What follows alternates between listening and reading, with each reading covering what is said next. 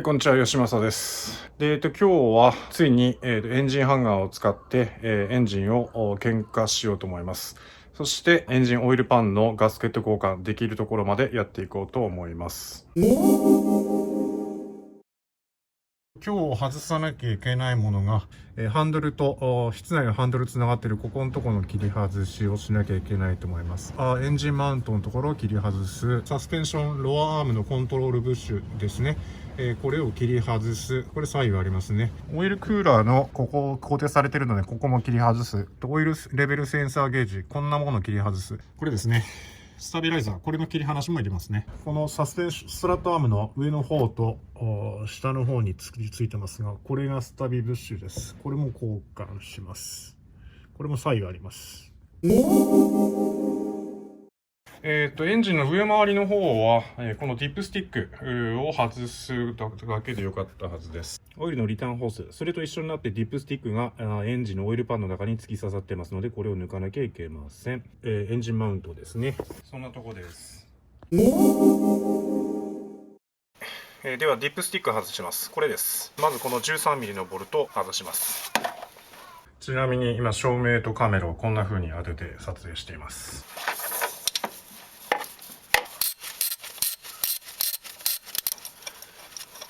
そしたらこれを抜くと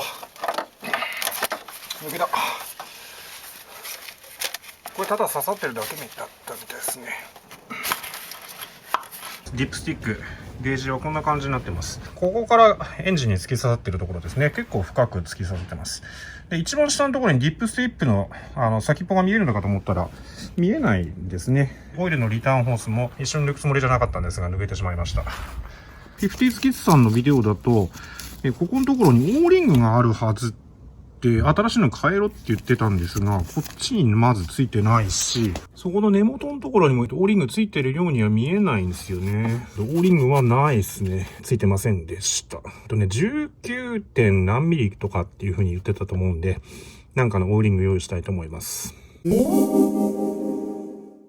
ジンハンガーをエンジンの真上に持ってきました。シャックルのところとホイストを引っ掛けてみました。十分な高さがありました。で、ボンネットがギリギリというか、若干まだ余裕がありますが、当たってません。バンバンやん。どうや。で、今ちょっとホイストで軽く、車全体が少し軽く持ち上がるぐらいの気持ちになりましたね。全体がこんな感じになってますね。ちょっと一つ問題発生ですね。こんなような構造にしちゃったので、仕方ないんですけども、今度はこの柱が邪魔になっちゃって、俺が入るスペースがなくなっちゃいましたね。ちょっとこれ乗り越えて、入っていかなきゃいけないっていうような格好になってしまいました。次は下回りを外していくことになります。では、このボルトを外していきたいと思います。8mm ですね。ちょっとトルクスみたいな形状になってますけど、8mm でぴったりですね。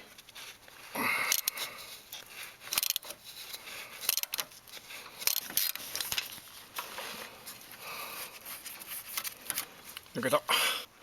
どうやって抜くんだこれ。抜けた。ただこっちを上に上げればよかっただけですね。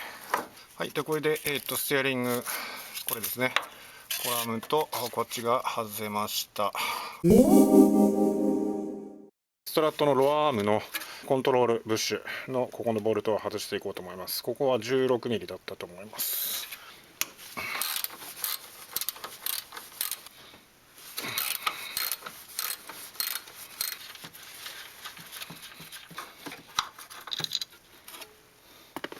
はい、ロアアームが外れました。次反対側行きましょう。はい、これ外していきます。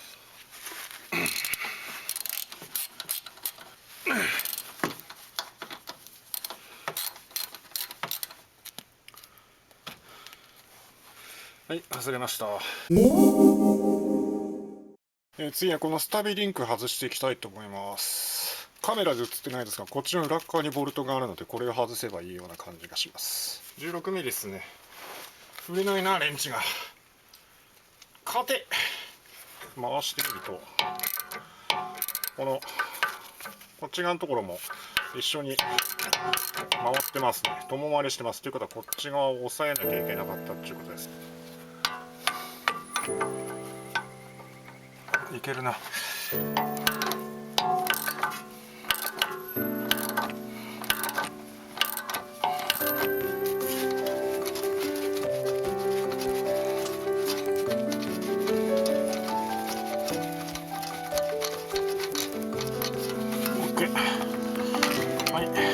下側のリンクが外れました。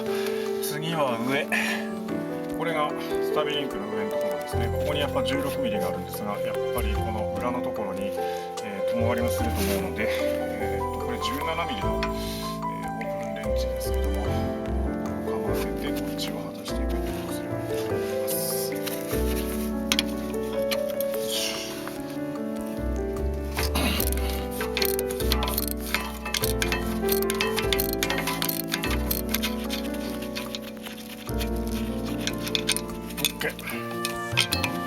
よっしゃー、スタビリンク1個取れました。外したスタビリンクです。こっちが下でこっちが上ですね。ここのところ、これですね。ばっかりいっちゃってます。じゃあダメですね。スタビリンクのここを外していきます。こっちにボルトがあって、こっちが共回りするので、こっちをなんか、レンチで押さえながらこっちの 16mm を外していきます。最初下潜ってやったんですけど、タイヤハウスから十分できますね。これをレンチを振る場所がない。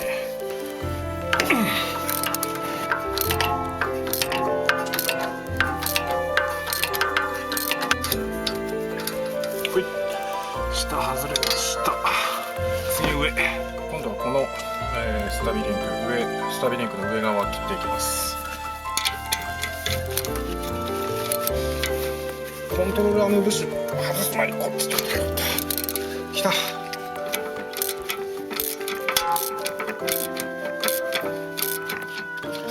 足回りのボルトって固着してること多いですよね。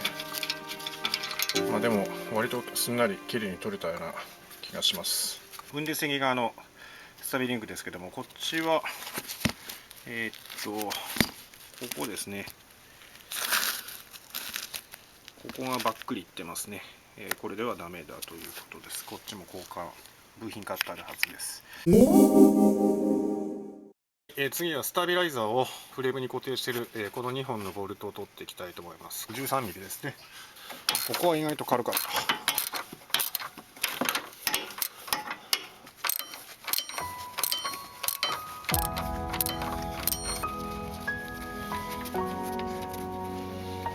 ダメだ、ディープソケットじゃないと入らない。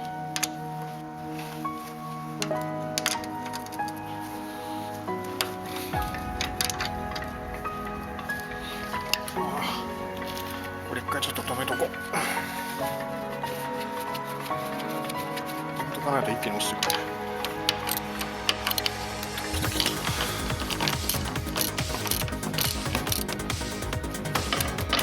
OK。じゃあ次に行きましょう。反対側に行きましょう。じゃあ次こっちとこっち離していきます。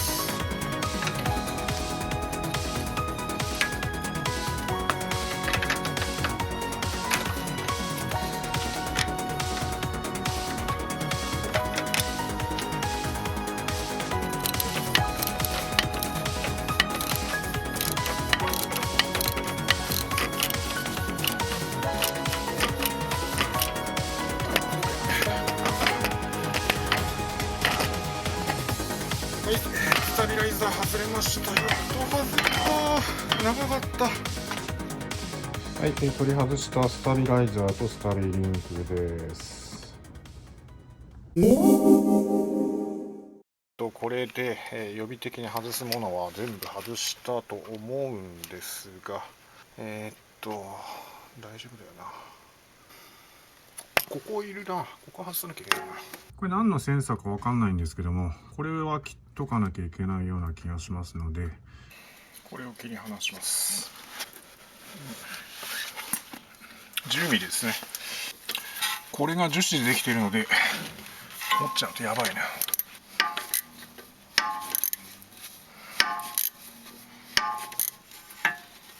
OK。この何のセンサーかわかんないんですけども、ここを切り離しておきました。はい、このコネクトやっぱ切っとかなきゃダメだ。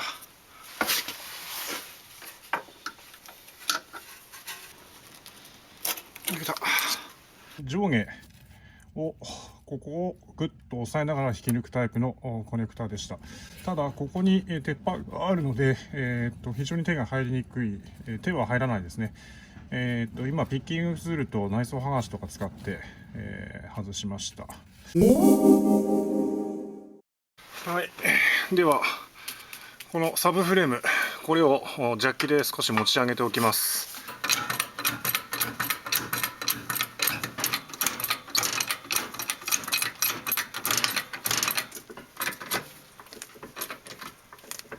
こんなもんで十分でしょう。運転席側のタイヤハウスから見てます。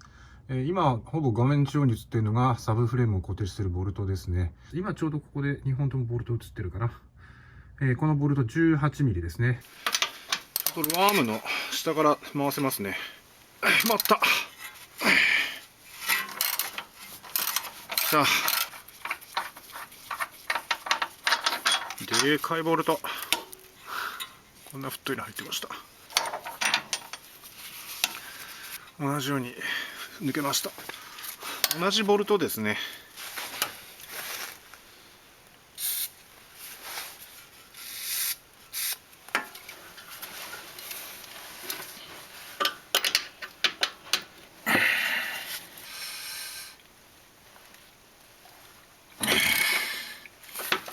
さあ、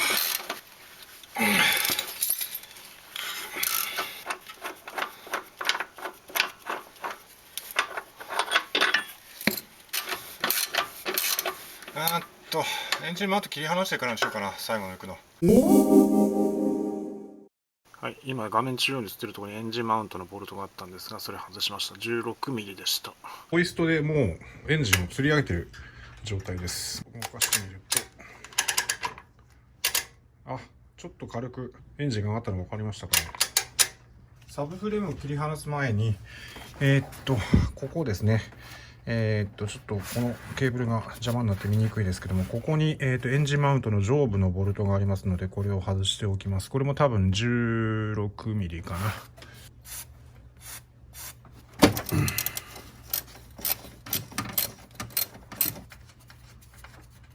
はい、取れました。運転席側のエンジンマウント上部のボルトなんですけども、手が入らないんですよね。どうやってこんなとこ、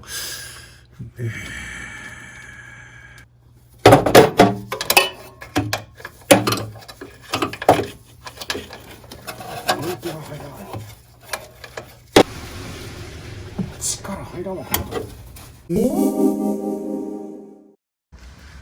それではサブフレームを固定している、ボルト 18mm のボルト4本抜いたので、エンジンマウントも外しました。これで全部、サブフレームを固定しているものはなくなったはずです。で、今ジャッキでサブフレームを押さえてるんですが、それを少しずつ下ろしてみようと思います。怖いな。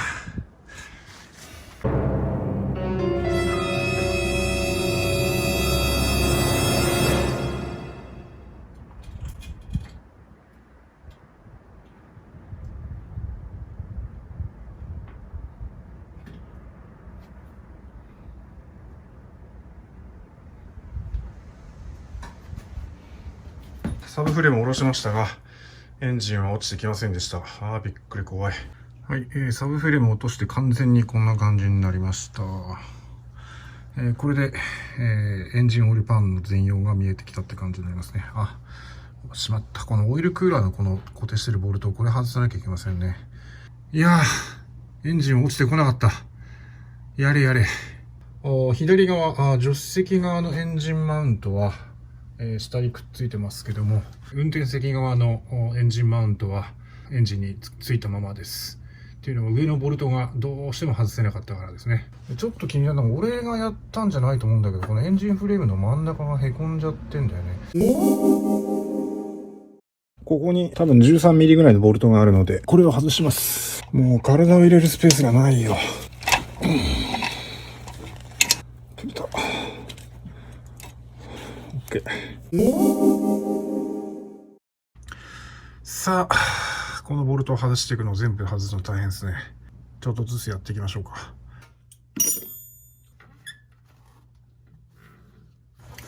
そんなに強いトルクで締まってるわけじゃないと思うんですが、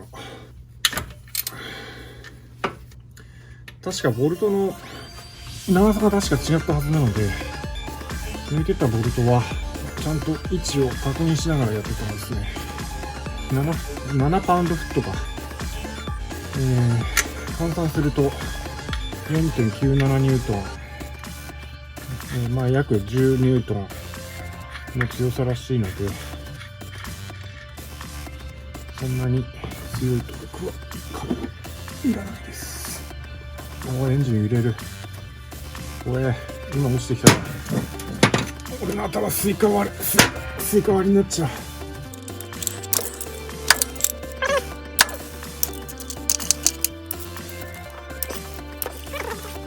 っちがオイルパンで、こっちがミッションですね。で、ここに1箇所、2箇所、それからこの辺が、1箇所、これですね。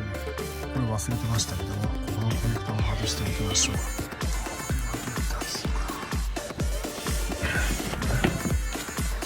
外します。多分ここつまめば。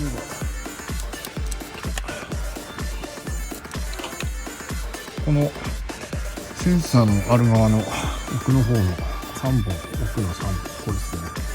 非常に奥深いところにあるので、すごく長いエクステンションがないと外せませんでした。8ミリ。さあ。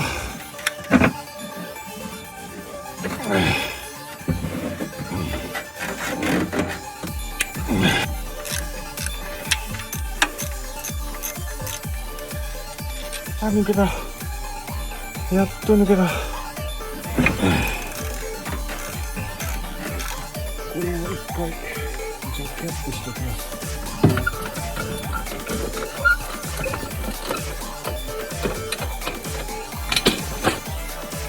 これで全部のボルトが抜けました。そしたらオイルパンは外れるはずです。ジャッキを下ろして、ハンマーでちょっと叩いてみます。これで外れるはずなんだけど、外れない。外れない。なんでだろ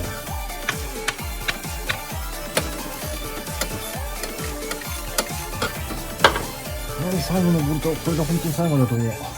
だけど外れない。こことここにもボルトがありました。外れないわけだな。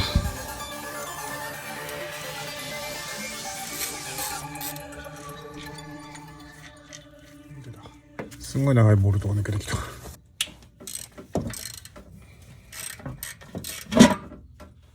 ガソリン臭い。外れたけど前が引っかかってる。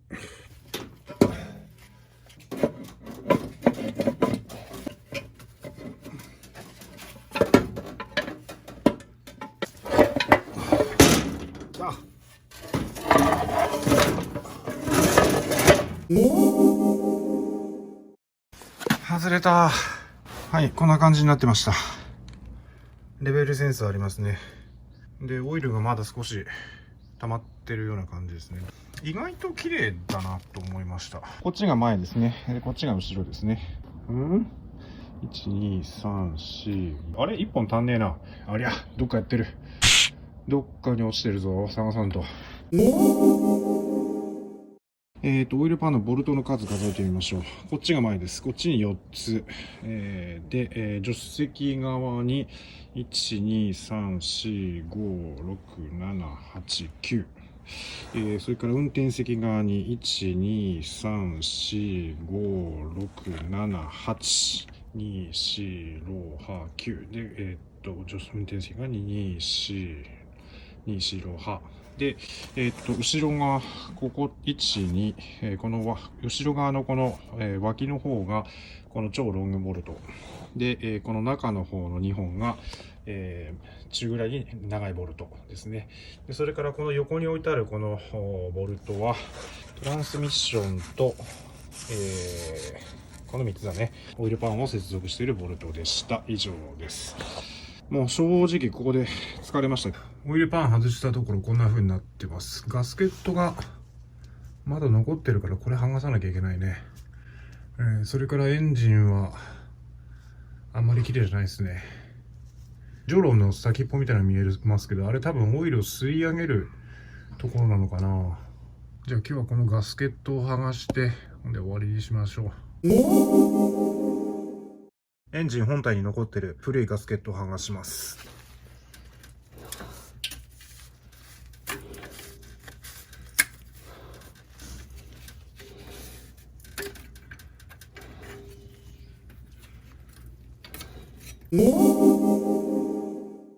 これが古い方、こっちが新しい方のガスケット。あれ？まずいな。やっべえ、どういうこっちゃ。